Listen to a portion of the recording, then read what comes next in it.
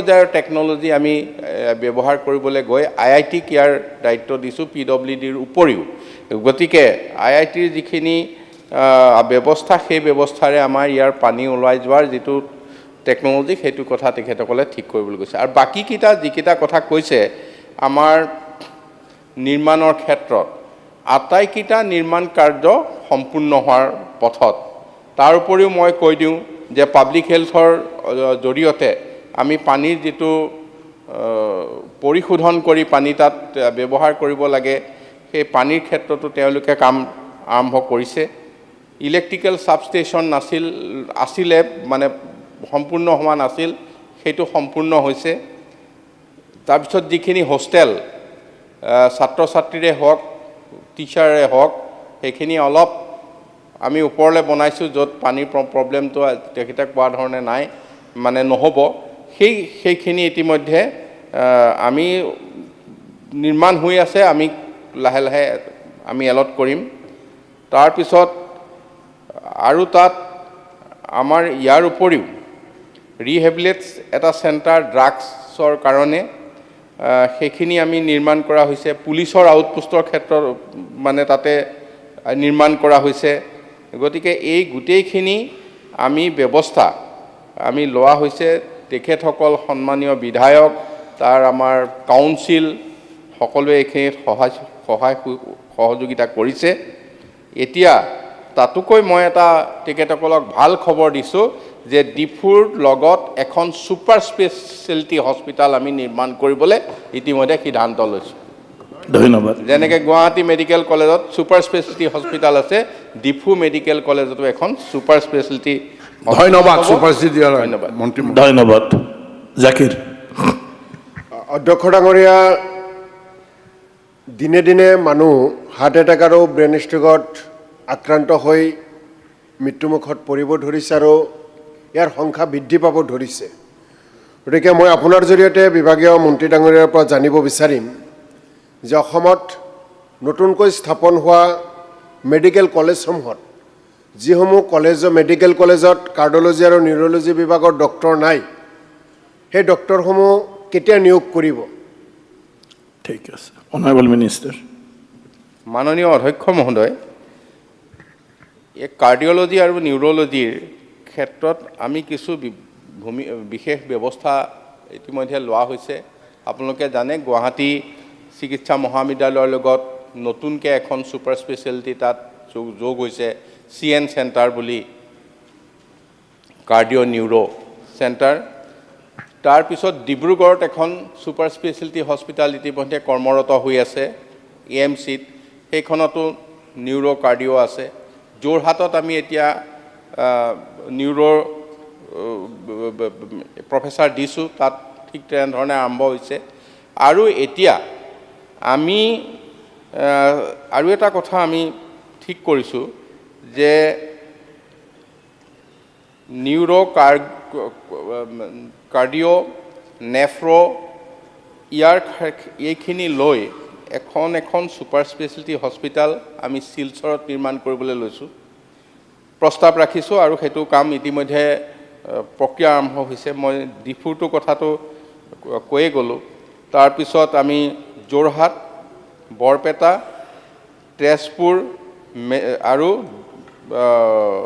লখিমপুৰ আমি এই 6টা ঠাইত নিউৰো কাৰ্ডিঅ' নেফ্ৰো থকা 6খন সুপাৰ স্পেশালিটি হস্পিটাল আমি নিৰ্মাণ কৰিবলৈ ইতিমধ্যে মাননীয় মুখ্যমন্ত্ৰী ডাঙৰীয়াই এই ব্যৱস্থাটো ইতিমধ্যে আগুৱাই দিছে আমাৰ অতি সোনকালে ইয়াৰ নিৰ্মাণ কাৰ্য আৰম্ভ হ'ব আৰু তেখেতে যিটো প্ৰস্তাৱ আনিছে মানে কেবল ডিপাৰ্টমেণ্টত নিউৰো চাৰ্জাৰ দিয়াৰ উপৰিও ই এটা সম্পূৰ্ণৰূপে একোটা অঞ্চলত আমাৰ এই তেখেতে কোৱা যেটো সমস্যা এই সমস্যাটো সমাধান হয় thank you question number 183 Rupesh Gowala এবসেন্ট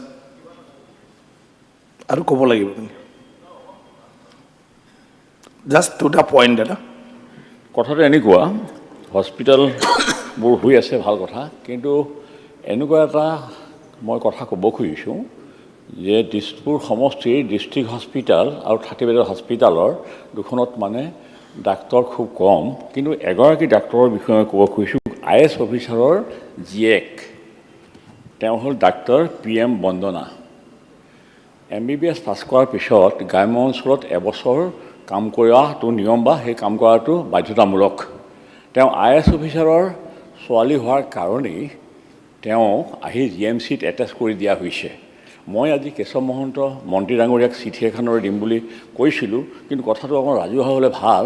এনেধৰণৰ কথাবোৰ কিয় ঘটি আছে এইটো সমাধান হোৱাটো বিচাৰিছোঁ। তেওঁ 30 বেডেড হস্পিটেলত যোগ কৰিলে, কিন্তু তেওঁ উভতি আহি ইয়াত আকৌ এটেচ কৰিছে। এইটোতো বেয়া কাম হৈছে। এইটো আপুনি কেনেকৈ শুধৰাই সংশোধন কৰে, তাৰবাবে যিহেতু প্ৰশ্নবিলাক উত্থাপন হৈ আছে, মোৰ এই প্ৰশ্নটো আপুনি উত্তৰ নালাগে দিব, খালি এইটো কাম কৰিব লাগে। Thank you very much. Thank you honourable minister. অধ্যক্ষ মহোদয়, মই এইটো খবৰ কৰিম। ঠিক আছে। কুৱেশ্যন নম্বৰ 184 মনোৰঞ্জন তালুকদাৰ। স্পীকাৰ ছাৰ, মই স্মাৰ্ট স্মৃতি সম্পৰ্কত ৱাটাৰ ATM আৰু টয়লেট সম্পৰ্কত প্ৰশ্ন কৰিছিলোঁ। মন্ত্ৰী মহোদয়ে উত্তৰ দিছে, কিন্তু এই উত্তৰ মই আধৰুৱা বুলি ভাবোঁ। কাৰণ এই ৱাটাৰ ATM আৰু টয়লেটত যি কোম্পানী দুটাক কেনেধৰণে দায়িত্ব দিলে আৰু বিশেষজ্ঞ ইঞ্জিনিয়াৰসকলৰ মতামতক গ্ৰাহ্য কৰা নহ'ল। বিশেষতঃ সজল ৱাটাৰ প্ৰাইভেট লিমিটেড আৰু এক্সাম চাইণ্টিফিক সলিউশ্যন প্ৰাইভেট লিমিটেডক এই বিশাল টকাৰ যিটো দায়িত্ব দিলে, তাতকৈ ডাঙৰ কথা এবছৰ পৰিচালনা কৰাৰ কাৰণে ৱাটাৰ ATM বাবদ 4,27,232 টকাকৈ টোটেল 85,44,640 টকা আৰু টয়লেট বাবদ পৰিচালনা কৰাৰ কাৰণে 2,31,040 টকাকৈ 69,31,322 টকা এই দুটা ফাৰ্মক আদায় দিয়া হৈছিল। আৰু এইবিলাক বিকল হৈ আছে এতিয়া, আৰু বিকল হৈ থাকে। এই পইচাখিনি পানীত পৰিলে, আৰু তাৰ ফলশ্ৰুতি হৈছে কেনেকৈ এই ধৰণে কোম্পানীবিলাকক এনেকুৱা দায়িত্ব দি পেলাই পইচা লুণ্ঠন কৰাৰ সুযোগ দিয়ে। কিছু অফিচাৰো ইয়াতে জড়িত, কিন্তু চৰকাৰে কি বিহিত ব্যৱস্থা লৈছে এই কোম্পানীক যে এই টকাটো উলিয়াই দিলে আৰু বিফল হৈ গ'ল। এতিয়া ক'তো আমাৰ টয়লেট চলা নাই, এবছৰতে শেষ হৈ গ'ল, কিন্তু এবছৰ পৰিচালনাৰ কাৰণে পইচা কেইটাও দিলে। এইটোৰ ফলতে দেখিছোঁ যে এতিয়া আমাৰ স্মাৰ্ট চিটিৰ যিটো প্ৰকল্প 100খন চিটি লৈছে, এই 100খন চিটিৰ ভিতৰত এতিয়া গুৱাহাটীৰ স্থানটো হৈছে 97। এই যিটো বিপৰ্যয় 100খন চিটিৰ ভিতৰত 97 হৈছে, এই সম্পৰ্কত মন্ত্ৰী মহোদয়ে নিশ্চয় ৱাকিবহাল। আমাৰ যিটো অৱস্থা এইটো প্ৰকাশো হৈ গৈছে। এই দুৰৱস্থাটো আমাৰ হৈছে গুৱাহাটী স্মৃতি এটা প্ৰশাসনত, স্মাৰ্ট চিটিৰ বিষয়টো প্ৰশাসনত পৰিণত হৈছে। এই সম্পৰ্কত মন্ত্ৰী মহোদয়ে অধ্যক্ষ মহোদয়, টয়লেট আৰু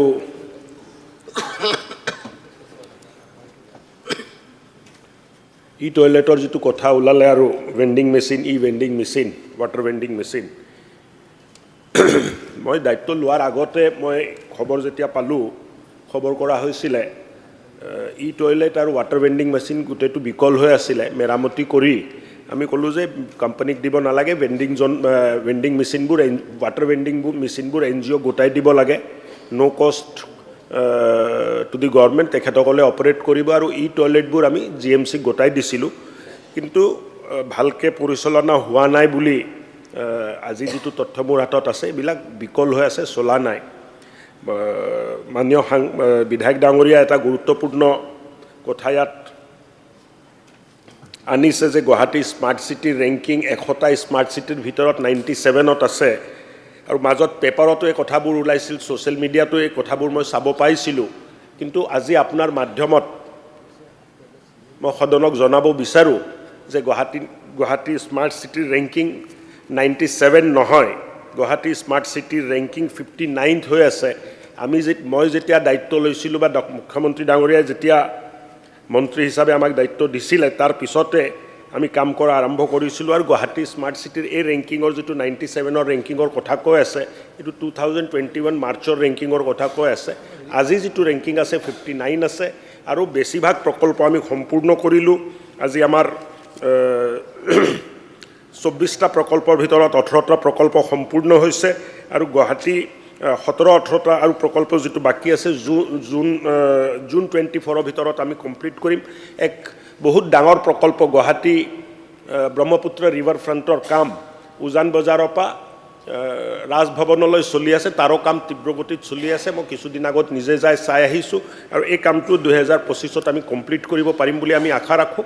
আৰু লগতে এটা কথা জনাব খোজোঁ যে আজি গুৱাহাটী স্মাৰ্ট চিটিৰ ৰেংকিং আপোনাৰ কোচি, গান্ধীনগৰ, ৰায়পুৰ, শ্ৰীনগৰ বহুত ষ্টেট কেপিটেলতকৈ আমাৰ ৰেংকিংটো ওপৰত আছে। এইটো কথা সঁচা যে আৰম্ভণিত যি ধৰণে কাম হ'ব লাগিছিল কাম নাই হোৱা বুলি ৰেংকিংবোৰ নামি নামি গৈছিলে, কিন্তু যোৱা 1.5 বছৰত আমাৰ ৰেংকিংটো 97ৰ পৰা আমি 59লৈ উঠাই আনিবলৈ সক্ষম হৈছোঁ। আৰু মই ভাবোঁ যে এইবাৰ যিটো ছাৰ্ভে হ'ব তাত আমাৰ ৰেংকিং আৰু ভাল হ'ব। মাননীয় সদস্যক মই ধন্যবাদ দিছোঁ যে গুৰুত্বপূৰ্ণ বিষয় যাক লৈ বিশেষকৈ গুৱাহাটীবাসী ৰাইজ উদ্বিগ্ন হৈ আছিলে, আজি মই এটা স্পষ্টীকৰণ তেখেতে প্ৰশ্নটো কৰাৰ কাৰণে দিবলৈ সুযোগ পালোঁ।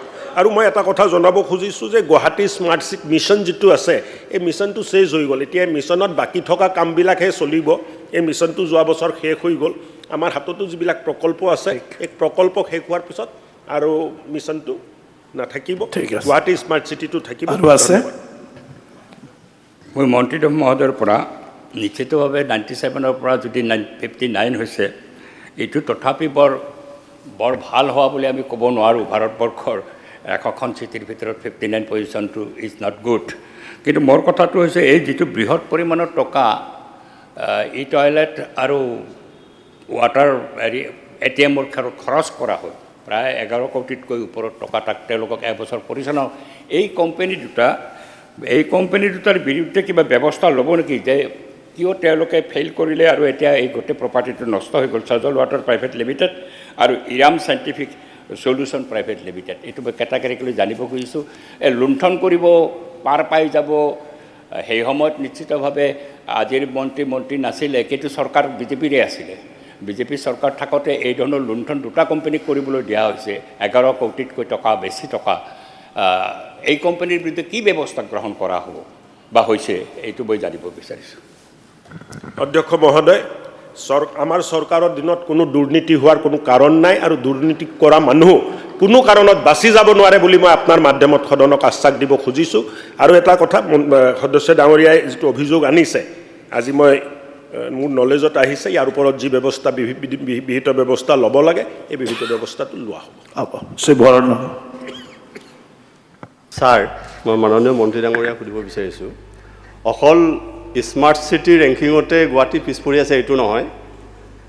মই মাননীয় মন্ত্ৰী ডাঙৰীয়াক সুধিব বিচাৰিছোঁ, যিটো ভাৰত চৰকাৰে আৰু আপোনাৰ বিভাগৰ কেন্দ্ৰীয় চৰকাৰৰ যিটো বিভাগ আজি প্ৰায় 6 বছৰ ধৰি স্বচ্ছতাৰ ওপৰত এটা ৰেংকিং দি আছে, যিটো স্বচ্ছ সৰ্বেক্ষণ বুলি কয়। 6 বছৰ ধৰি এইটো ছাৰ্ভে কৰিব, তেওঁলোকে ছাৰ্ভে কৰে, মানুহৰ পৰা অপিনিয়ন লয়, অনলাইনতো লয়, ফিজিকেলো লয়। কিন্তু গুৱাহাটী আউট অফ 27 ষ্টেট, গুৱাহাটীৰ পজিশ্যন 20। আৰু ৰাজধানীৰ ক্ষেত্ৰত, ৰাজধানীবিলাকৰ ক্ষেত্ৰতো হয়, ষ্টেটৰ ক্ষেত্ৰতো হয়, ৰাজধানীৰ ক্ষেত্ৰতো হয়, 36 ষ্টেট কেপিটেলৰ ভিতৰত ষ্টেট এণ্ড ইউনিয়ন টেৰিটৰী গুৱাহাটীৰ পজিশ্যনটো এজ এ কেপিটেল স্বচ্ছতাৰ ক্ষেত্ৰত আউট অফ 36, 31। যে যোৱাবাৰ ৰাজ্যপালৰ ভাষণত এইটো চৰকাৰে কৈছে যে গুৱাহাটীক আৱৰ্জনামুক্ত কৰিবৰ কাৰণে প্ৰায় 4টা আঁচনি তাত মেনশ্যন আছে ৰাজ্যপালৰ ভাষণত, আৰু প্ৰায় 395 কোটি টকা ইনভেষ্ট কৰা হৈছে। কিন্তু গুৱাহাটী অকল আপুনি স্মাৰ্ট চিটিটো পিছ পৰি আছে, স্বচ্ছতাৰ ক্ষেত্ৰতো আপুনি পিছ পৰি আছে, আনকি যদিও এইটো আপোনাৰ ডিপাৰ্টমেণ্টৰ নহয়, পলিউশ্যনৰ ক্ষেত্ৰতো গুৱাহাটী পিছ পৰি আছে। যে এনেকৈ আজি আপোনালোকৰ চৰকাৰ 3 বছৰ নহয়, মাননীয় মুখ্যমন্ত্ৰী সদায় 3 বছৰ কৰে, আপোনালোকৰ চৰকাৰৰ কাৰ্যকাল প্ৰায় 8 বছৰ হ'ব। এতিয়া মে' মাহত আপোনালোকৰ 8 বছৰ হ'ব। যে স্বচ্ছতাৰ ক্ষেত্ৰত গুৱাহাটী ইমান কিয় পিছ পৰি আছে? ছাৰ, কুৱেশ্যনটো কৰি লওক। সেইটো মই মন্ত্ৰী ৰিপ্লাই দিব, আপুনি আৰু স্পীকাৰ তেওঁ কৈছে। অধ্যক্ষ মহোদয়, গুৱাহাটীত জাবৰ নিষ্পত্তিৰ যিটো সমস্যা, এই সমস্যাটো আজিৰ সমস্যা নহয়। চৰকাৰ হোৱা 8 বছৰ হ'ল ঠিকেই, আৰু 8 বছৰত যিখিনি কৰিব লগা কাম আছিল কামো হৈছে। যোৱা 2.5 বছৰত গুৱাহাটীত 3টা ট্ৰান্সফাৰ ষ্টেচন য'ত নেকি জাবৰ আজি কি হয় জাবৰ য'ৰ পৰা উঠায় ডাম্পিং গ্ৰাউণ্ডত এই গাড়ীটোহে লৈ যাব লগা হয় ক'তো গুৱাহাটীত ট্ৰান্সফাৰ ষ্টেচন নাছিলে দুই এটা সৰু ট্ৰান্সফাৰ ষ্টেচন আছিলে ৰাজগড়ত আছিলে ইফালে চৰণীয়াত এটা আছিলে কিন্তু এইবিলাকে কাম নকৰে বহুত সৰু আছিলে সাইণ্টিফিক বৈজ্ঞানিক প্ৰক্ৰিয়াৰ পদ্ধতিৰে 3টা ট্ৰান্সফাৰ ষ্টেচন নিৰ্মাণাধীন হৈ আছে আৰু লগতে বেলাৰ তলত এক বৈজ্ঞানিক পদ্ধতিৰে জাবৰ নিষ্পত্তি আৰু নিষ্কাশনৰ প্ৰকল্প আমি লগাই আছোঁ কিন্তু এটা কথা ঠিক যে গুৱাহাটী পিছপৰি আছে পিছপৰা নাই বুলি মই ক'ব খোজা নাই কিন্তু পিছপৰাত অকল চৰকাৰে যে সব কৰি দিব পাৰিব এইটো সঠিক নহয় ৰাইজে যেতিয়ালৈ সহযোগ নকৰে তেতিয়ালৈ কোনো নগৰ আৰু চহৰ আমি চাফ চিকুণ কৰি ৰাখিব নোৱাৰিম সো সদনৰ মাধ্যমত এটা বাৰ্তা যাব লাগে যে এই চাফ চিকুণ কৰা যেটো গান্ধীজীও যেটো কৈছিল যে ক্লিনিনেছ ইজ নেক্সট টু গড এই কথাবিলাক আমি যদি আয়ত্ত কৰোঁ এই কামবিলাক যদি আমি কৰাৰ চেষ্টা কৰোঁ চৰকাৰে ব্যৱস্থা কৰিছে অধ্যক্ষ মহোদয় নাই কৰা নহয় মাননীয় মন্ত্ৰী মহোদয় আপোনাক জানিব বিচাৰিছোঁ যোৱা 3 বছৰ ধৰি গুৱাহাটীত যিমান ৱাৰ্ড আছে প্ৰতিটো ৱাৰ্ডত আপুনি ভিজিট কৰিছে নাই প্ৰতিটো ৱাৰ্ড আৰু প্ৰতিটো ৱাৰ্ডত আপুনি অজাগতা মিটিং পাতিছে নাই কাৰণ মাননীয় মুখ্যমন্ত্ৰীয়ে ইয়াত হাউচত কৈ গ'ল যে মই এছেম্বলি শেষ হ'লে গুৱাহাটীৰ প্ৰতিটো ৱাৰ্ডত মই নিজে যাম এবাৰ ভ্ৰমণ কৰিম তে আপোনালোকে চৰকাৰে অজাগতা মিটিং পাতিছে নাই প্ৰতিটো ৱাৰ্ডে আৰু আপুনি ভিজিট কৰিছে নাই প্ৰতিটো ৱাৰ্ডত অনাৰেবল মিনিষ্টাৰ মহোদয় সজাগতা সভা সময়ে সময়ে পাতা হৈ আছে গুৱাহাটীত এটা নিৰ্বাচিত বডি আছে যাক আমি গুৱাহাটী মিউনিচিপাল কৰ্পোৰেশ্যন বুলি কওঁ তাত মেয়ৰ আছে ডেপুটি মেয়ৰ আছে 60জন সদস্য নিৰ্বাচিত হৈ আছে তেখেতসকলে নিজৰ নিজৰ দায়িত্ব পালন কৰি আছে জিএমচি এটা সুকীয়া বডি হয় আৰু তেখেতসকলে নিজৰ কাম কৰি আছে নাই কৰা নহয় মুখ্যমন্ত্ৰী ডাঙৰীয়া আৰু মন্ত্ৰী হিচাপে আমি সময়ে সময়ে ৱাৰ্ডে আমি গৈ আছোঁ আৰু আমি আনন্দৰে ক'ব খোজোঁ যে 60জন যিখিনি মানুহ তাত জয় হৈ আহিলে বেছিভাগে আমাৰ লগত আৰু আমাৰ দলৰে এই কাৰ্যকৰ্তাসকল জয় হৈ আহিছে আৰু ভাল কাম কৰি আছে মই অকল এটাই কথা ক'লোঁ যে ৰাইজে অলপ সহযোগ কৰিলে আমাৰ কামবিলাক কৰাত আমাক মানে সুবিধা হ'ব আৰু অহা দিনবোৰত গুৱাহাটীক ভাল কৰা যেটো দায়িত্ব আমাৰ আছে এই দায়িত্বটো আমি পালন কৰি যাম নকৰা নহয় এটা মুখ্যমন্ত্ৰী ডাঙৰীয়াও আমাক কৈছে যে 300 বিঘা মাটি জাবৰ নিষ্পত্তি কৰা প্ৰকল্প লগাবৰ কাৰণে আমাক দিব আৰু আমি ভাবোঁ যে অহা দিনবোৰত এই মাটিটো পালে এক বৈজ্ঞানিক পদ্ধতি আৰু প্ৰক্ৰিয়াৰে এই কামবোৰ আমি কৰিব পাৰিম আৰু এটা কথা মই জনাব খুজিছোঁ অধ্যক্ষ মহোদয় যে ইউনিফাইড পৰ্টেল আসাম আৰ্বান ছাৰ্ভিচেছৰ এটা পৰ্টেলো আমি দিছোঁ য'ত নেকি গোটেই গুৱাহাটীৰ যিমান জাবৰ নিষ্পত্তিৰ ভেহিকলছ আছে এইটো জিপিএছ ট্ৰেকিং হৈছে কোনটো এলেকাত গৈছে ক'ত যোৱা নাই সো মই ভাবোঁ যে এটা বৈজ্ঞানিক পদ্ধতিৰে কাম হৈ আছে আৰু অহা দিনবোৰত এটা ভাল ফল আমি দিব পাৰিম thank you question number 185 Aminul Islam অধ্যক্ষ মহোদয় উত্তৰ সদনৰ মজিয়াত ৰখা হৈছে অধ্যক্ষ মহোদয়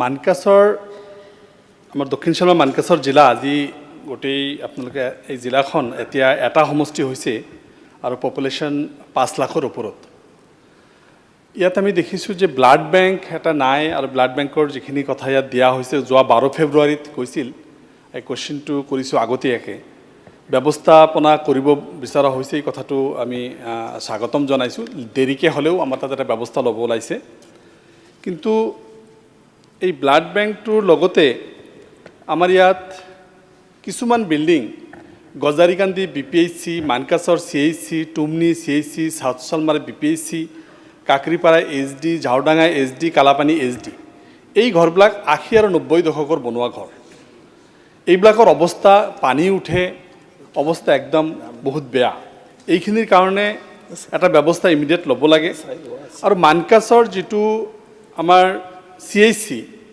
এইটো আজিৰ পৰা 27 বছৰ আগতেই FR ইউনিট বুলি ডিক্লেয়াৰ কৰা হৈছিল বিল্ডিংও হ'ল কিন্তু FR ইউনিট আজিলৈকে হৈ নুঠিল আৰু এই FR ইউনিটটো যাতে ইমিডিয়েট হয় এইটো কৰিব বুলি প্ৰস্তাৱ লোৱা হৈছে বুলি কৈছে লগতে আমাৰ সাউথ চালমা তাৰ পৰা প্ৰায় 45 কিলোমিটাৰ ডিষ্টেন্স ডিষ্ট্ৰিক্ট হেডকোৱাৰ্টাৰ পৰা সেই সাউথ চালমাৰা যেটো BPHC আছে এইটোকো এটা FR ইউনিট হিচাপত ল'ব লাগে এইটো এটা আমাৰ কথা এই সম্পৰ্কে মাননীয় মন্ত্ৰী মহোদয় কি কয় এই সম্পৰ্কে অনাৰেবল মিনিষ্টাৰ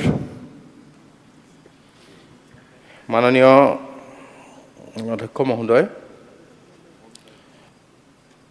মানকাছাৰৰ গোটেই বিষয়টো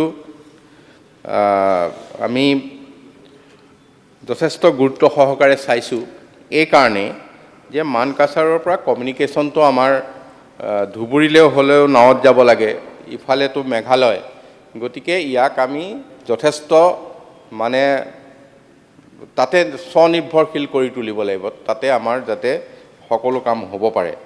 সেইকাৰণে কিছুমান সিদ্ধান্ত আমি সেই ক্ষেত্ৰত লৈছোঁ। তেখেতে যিখিনি কথা কৈছে, আমাৰ তাত কেইবাটাও ব্যৱস্থা ইতিমধ্যে আমি লৈছোঁ অতিৰিক্তভাৱে। ব্লাড বেংকৰ কথা কৈছে, ব্লাড বেংকৰ তেখেতে ইয়াত যোৱা এছেম্বলিৰ প্ৰথম অৱস্থাত কৈছিলে, লগে লগে তাৰপিছত মই 12 তাৰিখে আমাৰ বিষয়াসকল গৈছে, ব্লাড বেংকৰ এৰেঞ্জমেণ্ট যিটো কৰিব লাগে তাৰ কাৰণে কাম আৰম্ভ কৰিছে। তাৰপিছত আজি 4 দিন আগত এটা চিটি স্কেন স্থাপন কৰিবৰ কাৰণে তেখেতে হয়তো গম পোৱা নাই ইয়াত আছে, মানুহ পঠাইছোঁ আমাৰ বিষয়া গৈছে যে চিটি স্কেন এটা তাত আমি স্থাপন কৰিবলৈ ঠিক কৰিছোঁ। তেখেতে এই বিষয়টো মোক আগতে অৱগত কৰিছিলে যে চিটি স্কেন এটা তাত প্ৰয়োজন আছে। ঠিক তেনেধৰণে আপোনাৰ তাত আৰু কেইটামান কথা আমি লৈছোঁ যে আপুনি ৰিপেয়াৰিং বিচাৰিছে, কিন্তু আমি তাতোকে ভালকৈ কিছুমান কাম, আমাৰ 2টা ব্লক PSC আছে তাত, হয়নে নহয়? 2টা ব্লক PSCৰ ক্ষেত্ৰত এটা হৈছে আমাৰ গাজিৰাকান্দি আৰু ইটো হৈছে আমাৰ চাউথ শালমৰা। গাজিৰাকান্দি আৰু চাউথ শালমৰাত আমি 2টা মানে বিল্ডিং ইউনিট ইতিমধ্যে তাত কাম আমি কৰি আছে 80 লাখ টকাৰ, যাতে তাত আপোনাৰ যদিও পুৰণি ঘৰ আছে সেই পুৰণি ঘৰটোৰ উপৰিও এই নতুন গৃহটি 2টাতে মানে হেৰি হ'ব, নিৰ্মিত হ'ব। তাৰ উপৰিও ডিষ্ট্ৰিক্ট হস্পিটেল খনটো আছেই, তাত এটা ক্ৰিটিকেল কেয়াৰ ইউনিট 50 বেডেডৰ, এইটো তাত সংযোগ কৰিবলৈ ইতিমধ্যে বন্দবস্তি কৰা হৈছে।